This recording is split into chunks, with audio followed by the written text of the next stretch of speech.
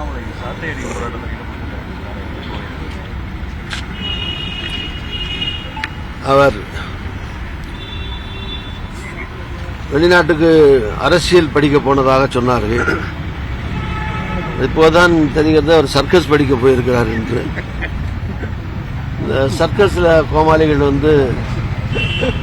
பொதுவாக இந்த மாதிரி ஷாட்டை எடுத்து அடிச்சுக்கிறது, சவுக்கு எடுத்து அடிச்சுக்கிறது எல்லாம் மக்கள் கூட்டமான இடங்கள்ல நின்று இந்த மாதிரி வித்தை காட்டுவாங்க.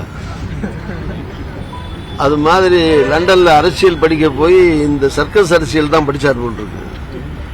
நல்ல சர்க்கஸ்ல இருக்கிற கோமாளிகள் வித்தை காட்டுற மாதிரி இங்க தமிழ்நாட்டு மக்கள்ல அதுவும் திமுக அரசை அகற்றுவரை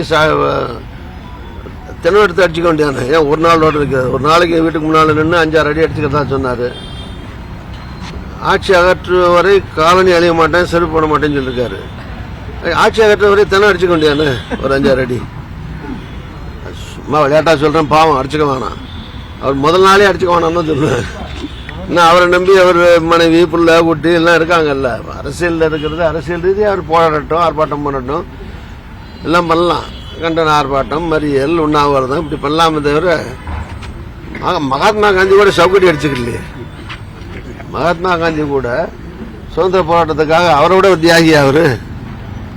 என்ன கிண்டலான கேலியான போராட்டமாக மக்கள் பார்ப்பார்களே தவிர சீரியஸ்னஸ் இல்லை. இது பாருங்க, தொலைக்காட்சிக்கு முன்னால 2 செருப்பை எடுத்து 1/2 மணி நேரம் காட்டிட்டு இருக்காரு. காட்டி இதை போட மாட்டேன், இது செருப்பு போட மாட்டேன்னா தெரியாதா ஜனங்களுக்கு? செருப்பு இன்னும் தெரியாதா? அதை 2 செருப்பையும் கலட்டி கையில வச்சுக்கிட்டு 1/2 மணி நேரம் செருப்பு போட மாட்டேன்னு செருப்பை காட்டினா தான் மக்களுக்கு செருப்பு தெரியுமா? இன்னும் ஒரு சிறுபிள்ளைத்தனமா இல்லையா? ஐபிஎஸ் படிச்ச மனுஷன் ஒரு தரமான அரசியலை முன்னெடுத்து ஒரு பாக்குறவங்க ஒரு ஐபிஎஸ் ஆபீசரா இருந்தவர், ஒரு அறிவாளியா இருக்காரு, அறிவாளியா பேசுறாரு, அறிவாளியா அரசியல் நடத்துறாருன்னு சொல்றோமே தவிர பாக்குறவங்க கோமாளியாத்தனமா பண்றாருன்னு சொல்ற மாதிரி அரசியல் பண்றது. முன்ன கொஞ்சம் கொஞ்சமா பண்ணிட்டு இருந்தாரு. இப்ப வெளிநாட்டுக்கு படிக்க போயிட்டு வந்தவொடனே அப்படியே முற்றிலுமா ஃபுல் கோமாளி மாதிரி ஆயிட்டாரு. அதனால கொஞ்சம் அவரை மாத்திக்கிட்டா அவருக்கும் நல்லது, அவர் உடம்புக்கும் நல்லது, அவர் குடும்பத்துக்கும் நல்லது, அவர் கட்சிக்கும் நல்லது. அது என்னுடைய ஆலோசனை, இலவச ஆலோசனை.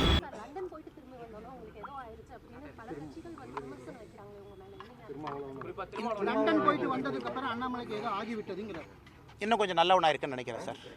லண்டன் பயணத்துக்கு பிறகு இன்னும் கொஞ்சம் என்னுடைய பாதை தெளிவாக ஆரம்பித்திருக்கிறது. என்ன செய்ய வேண்டும் என்கின்ற உறுதித்தன்மை அதிகரித்திருக்கிறது. குறிப்பாக அந்த பிரேக் எடுத்து படிச்சுட்டு வந்த பிறகு ஒரு அரசியலை தூரமாக இருந்து பார்க்கும் பொழுது நிறைய புரிதல் கிடைத்திருக்கிறதா தான் நான் பார்க்குறேங்கன்னா, வேறு எதுவும் நான் பார்க்கல. செய்திகளை உடனுக்குடன் தெரிந்து கொள்ள உடனே சப்ஸ்கிரைப் பண்ணுங்க.